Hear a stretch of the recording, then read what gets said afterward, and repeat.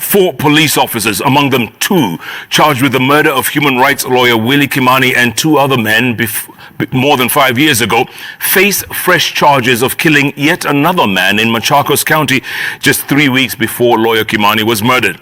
Now, two of the four accused are also involved in another murder trial where a man and a woman were killed less than a month before Kimani.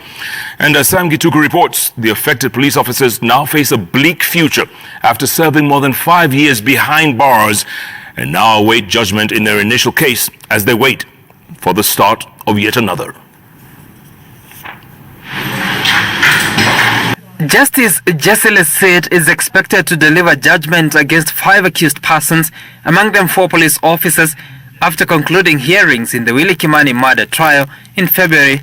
But even before that happens, 2 of those accused in the Kimani's case are now facing charges in yet another murder of Peter Mutua Musyoka.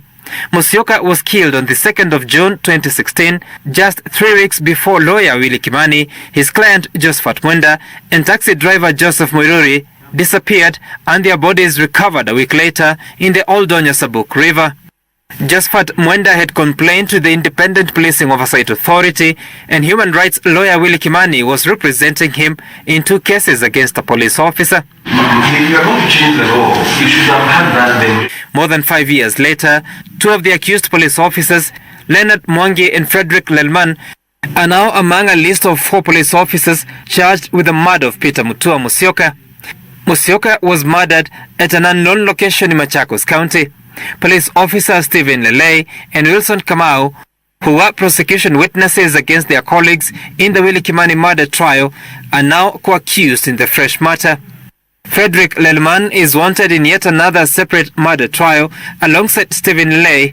The 2 are accused of involvement in the murder of Jacob Mbai and Elizabeth Nduku, said to have occurred on the 27th of May 2016, just 6 days before the murder of Musyoka and barely 4 weeks before the murder of Willie Kimani and the 2 other men. The new case will resume on the 24th of May when a mental assessment report is expected in court in Machakos. In any case, that mental assessment is a practice. It is not nowhere in law. It's a practice, yes. And some cases have been taking place here without that report.